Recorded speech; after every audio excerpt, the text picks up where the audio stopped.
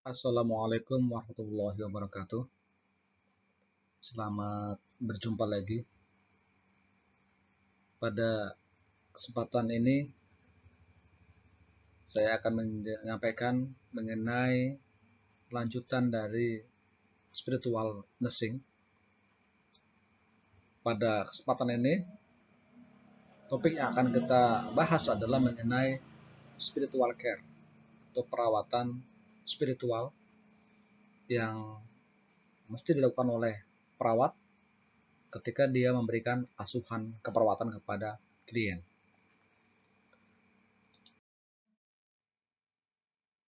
Kita tahu bahwa perawat itu adalah profesional kesehatan, di mana tugas utamanya adalah memenuhi kebutuhan klien, kebutuhan untuk mencapai kehidupan yang lebih baik, kebutuhan untuk mencapai kesehatan klien yang makin baik.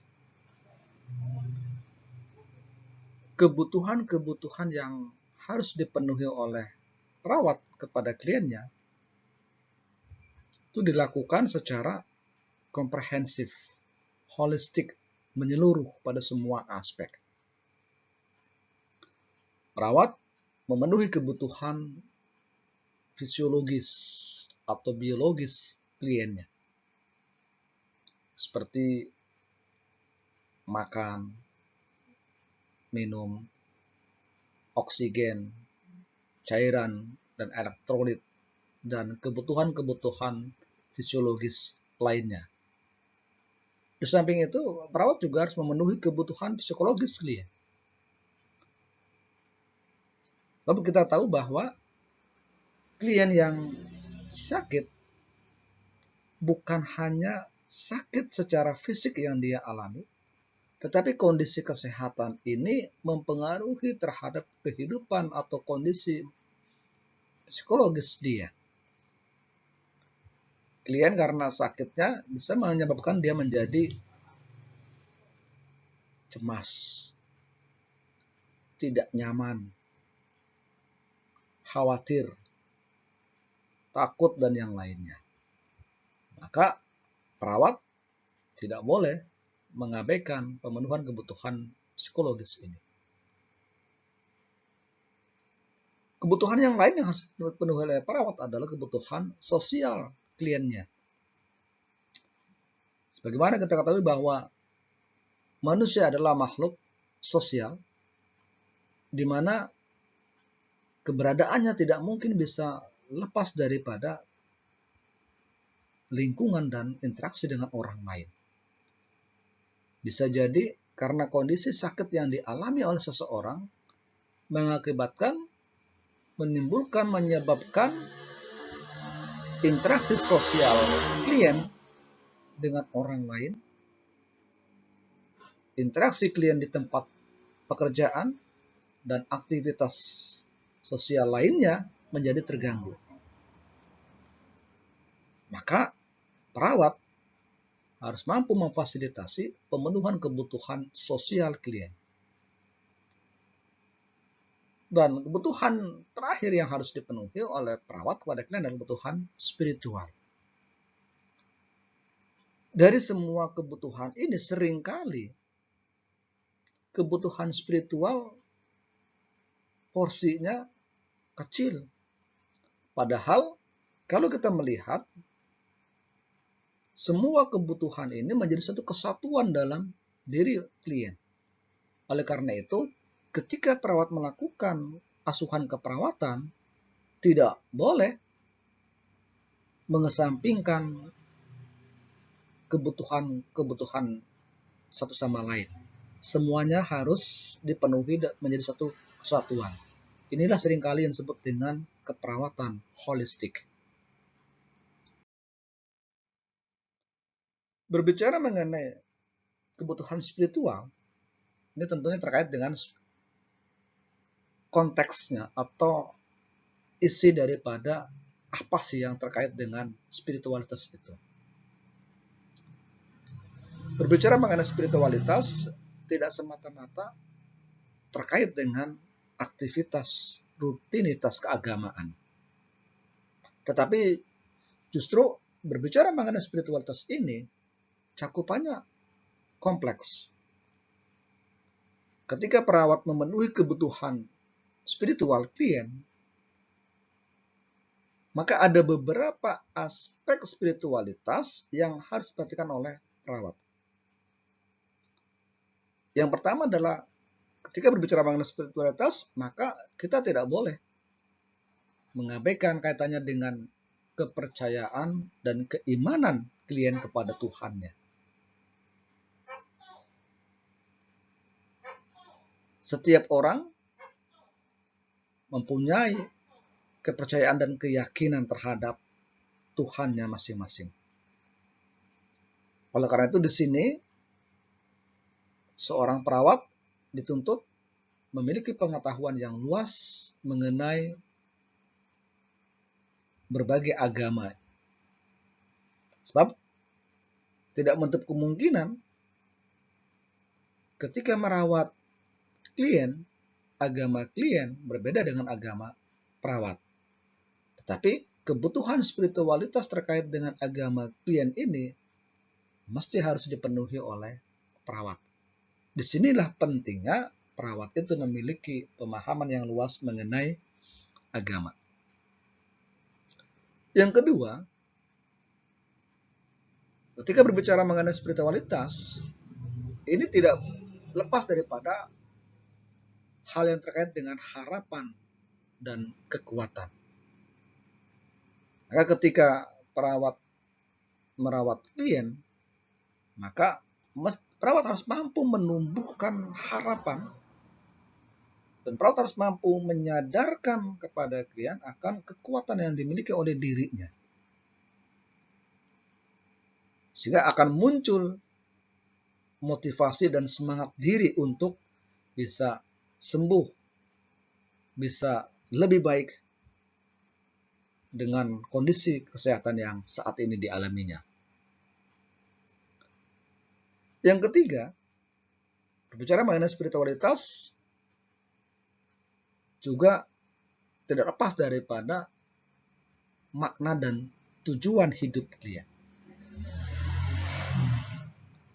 Orang yang menyadari apa hakikat kehidupan, untuk apa dia hidup, lalu bagaimana dengan kehidupan yang dia alami,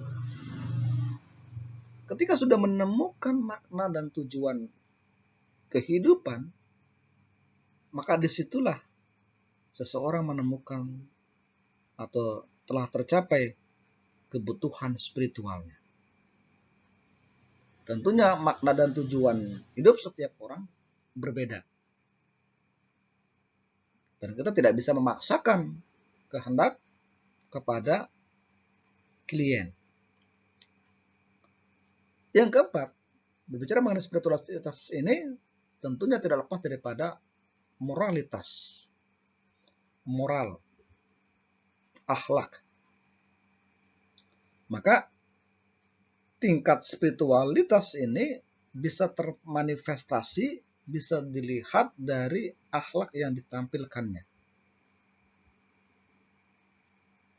Dan yang kelima, spiritualitas ini di dalamnya adalah terkait dengan hubungan kasih sayang. Lalu yang terpenting adalah juga yang keenam, yaitu memaafkan. Kasih sayang dan memaafkan ini adalah menjadi satu rangkaian, satu kesatuan. Ketika sudah tumbuh rasa kasih sayang, maka kesalahan orang lain dia akan mampu memaafkan. Inilah cakupan hal-hal yang terkait dengan spiritualitas. Sehingga ketika perawat itu melakukan asuhan keperawatan untuk memenuhi kebutuhan spiritual care, memenuhi kebutuhan spiritual klien, maka aspek-aspek ini tidak boleh diabaikan. Lalu apa spiritual care itu banyak definisi-definisi yang dikemukakan oleh para ahli yang menjelaskan mengenai spiritual care. Tapi pada kesempatan ini, pada tayangan ini saya menampilkan satu definisi yang dikemukakan oleh NHS Education for Scotland, di mana spiritual care itu adalah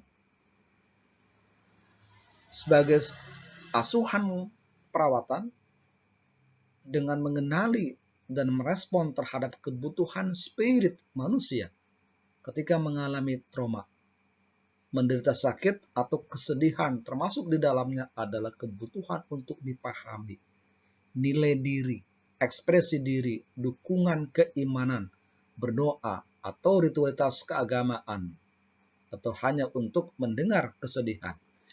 Ini, pada definisi ini sudah mengcover secara global mengenai hal-hal yang harus diperhatikan oleh perawat ketika dia melakukan atau memenuhi kebutuhan spiritual klien. Setidaknya perawat dia harus mampu menjadi pendengar yang baik. Ketika kliennya mengemukakan keluh kesah, menyampaikan apa yang ada dalam pemikirannya, menyampaikan apa yang dia rasakan, maka perawat di sini dia harus mampu menjadi seorang pendengar yang baik. Lalu juga perawat di sini juga harus mampu memberikan support, dukungan, dan memfasilitasi klien untuk menjalankan aktivitas keagamaan yang dianutnya. Terkait dengan asuhan keperawatan, pemenuhan kebutuhan spiritual ini, tentunya perawat ketika dia memenuhi atau melakukan tindakan keperawatan untuk memenuhi kebutuhan spiritual klien, maka sejatinya perawat memenuhi kebutuhan humanistik klien itu sendiri. Setidaknya ada 4 kebutuhan humanistik yang menjadi satu pola, di mana keempat kebutuhan ini ketika terpenuhi, maka akan tercapai kondisi spiritual yang baik. Yang pertama adalah setiap orang atau setiap klien itu mempunyai kebutuhan untuk memperoleh keamanan dan kenyamanan. Maka disinilah perawat itu harus memperhatikan aspek keamanan dan kenyamanan klien. Kenyamanan tempat tidurnya, kenyamanan lingkungan sekitar ruangan klien, kenyamanan spray, kenyamanan layanan, dan juga keamanan, ini yang harus menjadi perhatian perawat. Yang kedua adalah memenuhi kebutuhan untuk menemukan makna dan hikmah di balik musibah atau sakit yang dialami oleh klien. Perawat ketika dia melakukan tindakan pemenuhan kebutuhan spiritual, maka di dalamnya perawat harus mampu mendorong, mampu membimbing klien ini untuk mendapatkan kesadaran spiritual, yaitu diperolehnya atau mendapatkannya hikmah dan makna di balik sakit yang dia alami ini. Lalu yang ketiga adalah setiap klien ini menginginkan kebutuhan untuk saling memaafkan dan rekonsiliasi hubungan. Kita tahu bahwa masalah kesehatan yang dialami oleh klien tidak semata-mata dipicu oleh gangguan biologis, tetapi bisa jadi dipicu oleh hubungan yang tidak harmonis. Maka ketika perawat itu dia melakukan asuhan keperawatan kepada klien, dia harus mampu mengkaji, menggali bagaimana relationship hubungan klien ini dengan keluarganya, istri atau suami dan anaknya, dengan teman kerjanya, dengan tetangganya, dan yang lainnya. Maka selanjutnya perawat memfasilitasi untuk mengadakan rekonsiliasi hubungan ketika didapatkan ada hubungan yang tidak baik antara klien dengan pihak lain.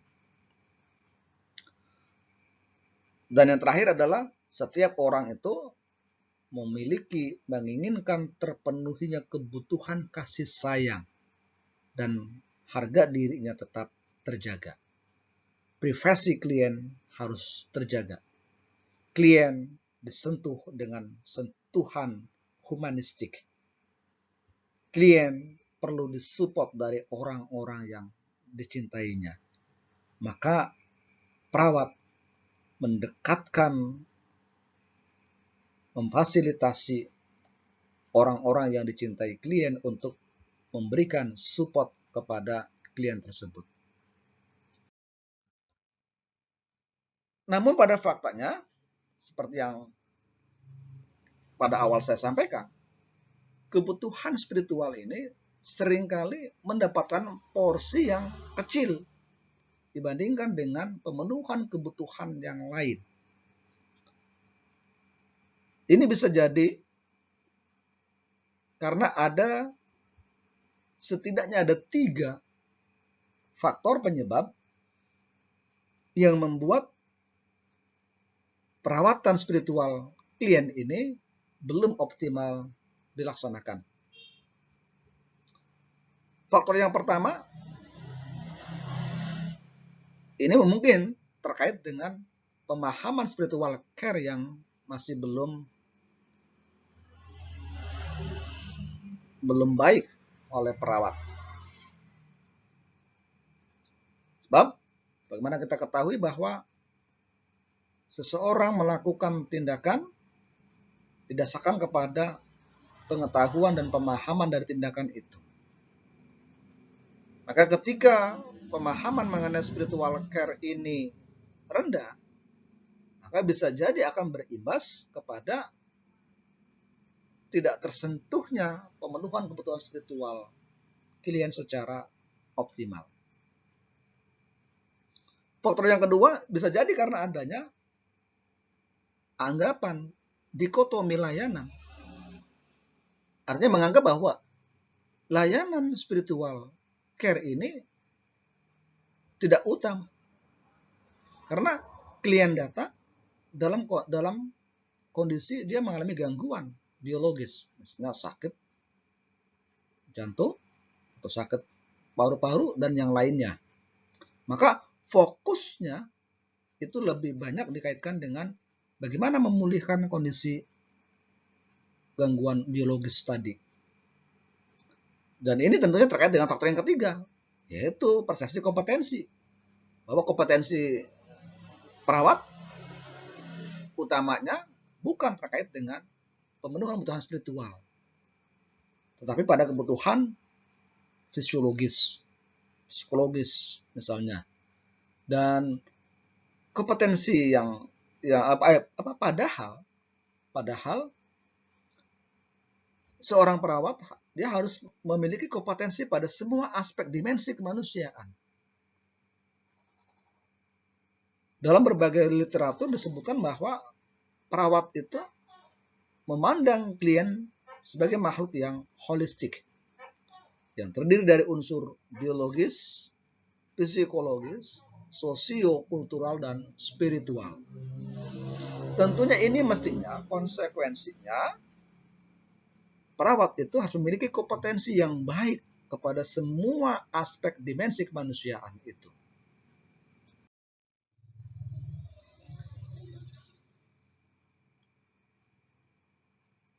Terlepas daripada masih belum optimalnya layanan spiritual care pada klien, tetapi justru kita akan diingatkan kembali bahwa memenuhi kebutuhan spiritual care pada klien itu, ini sangat penting untuk menunjang keberhasilan, menunjang kesembuhan klien itu sendiri.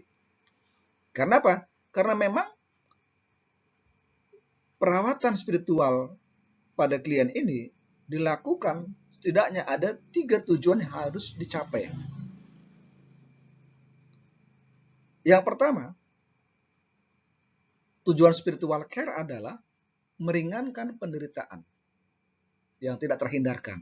Artinya, ketika dia sakit, dirawat akibat sakitnya, ini adalah suatu kondisi yang tidak bisa dia hindarkan. Dari kondisi ini, dia menimbulkan rasa ketidaknyamanan. Maka, melalui sentuhan spiritual care ini, ketidaknyamanan tersebut diringankan, dikurangi, diminimalisir. Lalu tujuan yang kedua adalah klien ini mampu menerima situasi hidup yang saat ini dialaminya. Sikap penerimaan terhadap kondisi sakit yang dialami oleh klien ini akan membuat ketenangan dalam jiwa klien, sehingga kondisi jiwa yang tenang akan mampu memperbaiki sistem imunitas tubuh, sehingga daya imunitas klien makin meningkat dan diharapkan kesembuhan semakin cepat. Dan tujuan yang ketiga yaitu meningkatkan kesejahteraan serta kualitas hidup klien.